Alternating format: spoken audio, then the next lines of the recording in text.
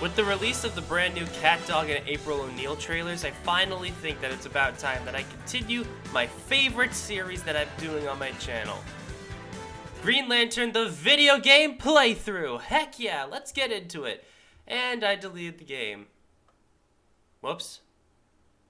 Well, there's always Super Brawl, I guess. Super Brawl 3 I consider to be the best out of all three of the games. I love it, every single thing about it. And to be honest, I kind of contribute my love for fighting games to this game. Yes, Injustice 2 was the first time I ever played a real fighting game, but this one was what made me interested in the first place. I love everything about it. The art style, the online play, the story mode, the giant swishing attacks. I just love so much about it, and I'm glad I can finally talk about it now. I wanted to wait until we got a couple new trailers for All-Star Brawl until I started talking about this game, because, well, nobody wanted just all 4 videos right in a row. So I plan to do 3 and 4 now, and then next week, or who knows, maybe when the next trailer releases, I'll try and do the other games. So we'll see what happens, but I will try to complete the entire series. Don't worry about that. There's also a lot of other Flash fighting games I would love to talk about, so who knows, maybe that could be my new series talking about Flash fighting games. Now I just quickly want to mention, this game has very mixed feelings about people who love the Super Brawl series. A lot of people liked how every character was in their original art style in the first 2 games, and a lot of people don't really like this game's art style. And to that credit, I don't really blame them. The art style, while I like it, isn't for everyone, and it's a bit confusing as there are some characters that have just stayed in their original art style without having any new one. For example, the characters from Sanjay and Craig, Breadwinners, and Winx Club all have their original art styles, while everyone else is in the traditional art style that this game decided to adopt. However, I still really like this game. Its gameplay is fun, the characters are fun and look cool, and in general, even though the roster isn't as big as the last game, it's still a pretty sizable roster for just a smaller game. The characters consist of Sanjay and Craig, Tough Lips, SpongeBob, Abrasive SpongeBob, Nude Men, the Breadwinners, Leonardo, Donatello, Raphael, Michelangelo, Timmy Turner, the Winx Club girl, I guess, Shredder, the Rabbids, Dr. Crocker, Squeep from Monsters vs. Aliens, I guess, Bob, Poe, the Fox Thing, Plankton, Aang, Korra, Amon, and whoever the heck this girl is. Oh, that's a guy? Oh, that's a guy, I guess. Of course, for a lot of these, I was just joking around. I actually grew up watching most of these TV shows except Korra and Winx Club, so I'm sorry if I don't recognize those characters. But I know a lot of people do like them, despite them having really weird eyes. What the heck? They all have weird eyes. Now that we've talked a little bit about the roster, let's talk about the actual gameplay. So every character basically plays the exact same, but there are a few stark differences. The first up is that in this game, they decided to change how the kick button works. Back in Super Brawl 2, the kick basically worked like a poking function like it worked in Mortal Kombat, keeping your enemy away from you, but not doing as much damage. In this game, it works a little bit differently, and essentially, you can mash this button as well as the punch button in order to do different moves. Now, while that doesn't really make much sense and not many people use the kicks, they do have their advantages. They do a little bit more damage, however they come out slower and are easier to block. So it's sort of a give or take situation. Do you use your kicks to make sure that you can get most damage, or do you use your punches in order to do at least a little bit of damage? In this game, however, you have to do your special moves a certain way. Basically, for Leonardo, for instance, you have to do forward, forward, Z, and this would result in him doing a sort of leaping slash type of move. But that's not the same command you have to do for everyone. Some are back forward, some are down forward, and there are just a lot of different motions that you have to do in order to use your special move that you can only see in training mode, meaning you have to memorize them. This makes characters don't all feel the exact same and feel like you can just pick up any character. You actually have to go to training mode, train a little bit with them, and see how to use their type of special move, or as they call it in this game, a combo. Despite my love for the super moves in the last game, they decided to replace them with something new called fan power, which I actually kind of like. Basically, the fans allow you to use a unique special move that you can only use for them. It's kind of like a super move that does a lot of damage, but it can still easily be blocked. And honestly, there is a tier list for the fans by themselves. Because while you do have some great characters in Super Brawl 3, you also have fans, which gives you unique type of super moves. So there's a lot more here than just simply, oh, here's my super move, here is my special move, and here's my basic attacks. You can actually mix and match it up in order to form some new types of combos. Now, personally, I did like what Super Brawl 2 did with this idea. Instead of having a type of fan power, they just had forward ultimates. But I have to admit, the fan powers make character playing a lot more fun and testing out what fan power works best for what character. And most of the time, it's not just the fan that looks like your character. You should mix it up a little bit to see what kind of fan power you like, because most likely, you're not going to like the same one for each character. It's not exactly like what Super Brawl did in the first game or second game, but I do still like it. It's actually funny how familiar this series is to Marvel vs. Capcom. In the first Marvel vs. Capcom, it was a low roster, but still pretty fun to play. And then when they released 2, they added a bunch more characters from their spin-off games in order to create a bigger roster with new gameplay mechanics that people loved. Then when time came for Ultimate Marvel vs. Capcom 3, they changed up the art style and decided to make it in 3D. It's actually kind of similar to what Super Brawl did. Started with a small roster in the first game, the second one brought new gameplay mechanics with a bigger roster, and then the third one decided to change the art style and gameplay just a little bit while still keeping it familiar. And unfortunately, very similar to how Marvel vs. Capcom's fourth game was not that good, 4 was also not good, and I am not excited to talk about that next time.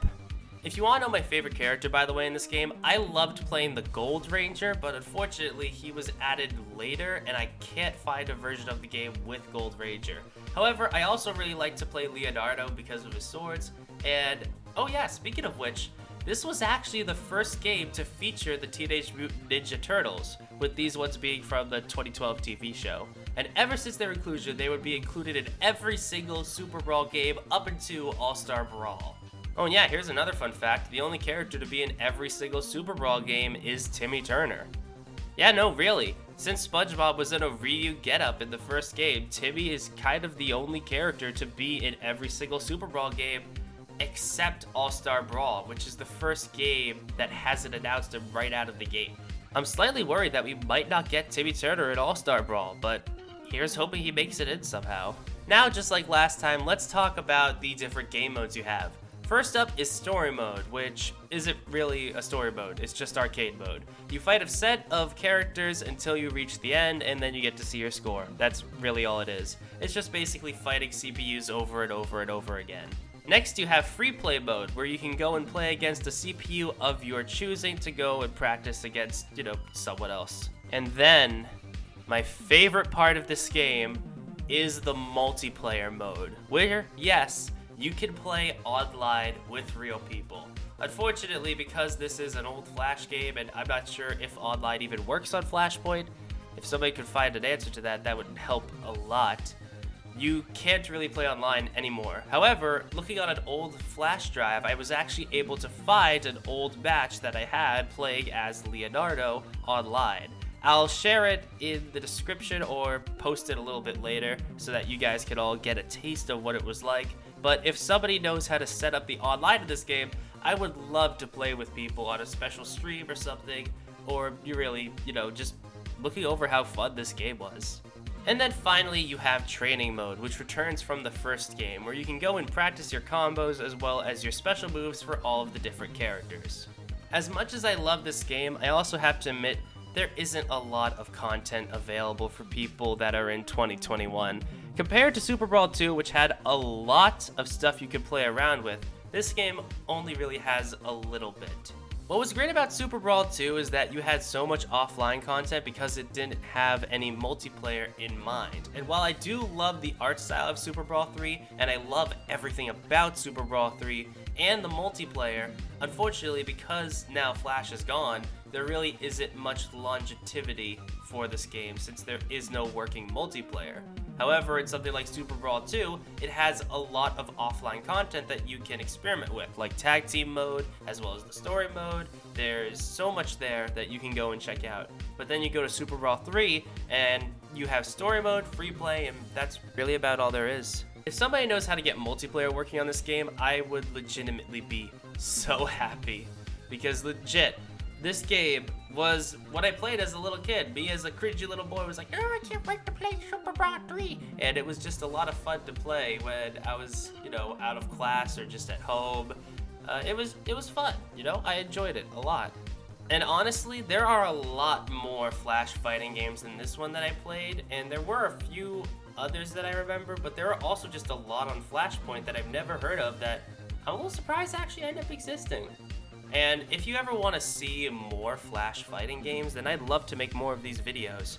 They've been doing pretty good. I released the first two and they've done pretty alright, and with the third one releasing pretty soon, I'm kind of hoping I can turn this into a series. I'm going to finish all the Super Brawl games, that much I can assure you of, but if they are well received, I would love to keep going with this series and check out all of the other type of Flash fighting games.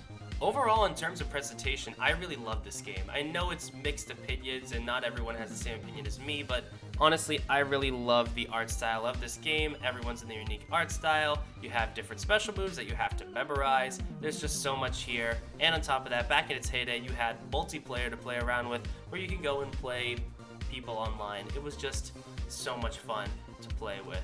And honestly, if anyone knows how to play this, again, anyone knows how to get online working, please tell me, and I would love to talk to them about it. However, I won't look at this game through rose-tinted glass. I know that it has problems, the biggest one being the small roster and the fact that there are just a lot of characters in this game people don't want to play as. Like, nobody wants to play as Amon from Season 1 of Korra, or Abrasive SpongeBob, or Squeep. But despite that, I still think it's a pretty fun game, and it's kind of a shame that not many people really knew about this game up until maybe a few years ago. Did I see a recent boom of people playing this again? But who knows? This is still my favorite of the games, but I won't judge it just based on that.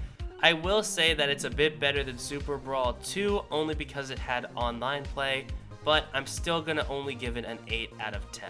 I don't really think there is ever going to be a 10 out of 10 in terms of a Super Brawl game. I mean, 2 did pretty darn well, but other than that, I don't think there's ever going to be a 10 out of 10 Super Brawl unless maybe Nick tries to add some sort of combo system in one of their games. But other than that, I still had a lot of fun reviewing this game and just replaying it again. I got to play through story mode a few more times with some of my favorite characters, and it was just a lot of fun. Thank you so much for joining me on this little fun review, and I hope that I did alright and that I entertained you all. I can't wait to do the other games despite me not liking them very much. We still have 4 worlds and universe to look through, and then after that I plan to do a review of all the spin-off games, and then of course of Nickelodeon All-Star Brawl. And then I'll wrap up my video series with doing a full ranking of every Super Brawl game, including Nickelodeon All-Star Brawl. So thank you so much for watching. I'll see you later. Please go and check out the playlist of my other videos. Bye bye.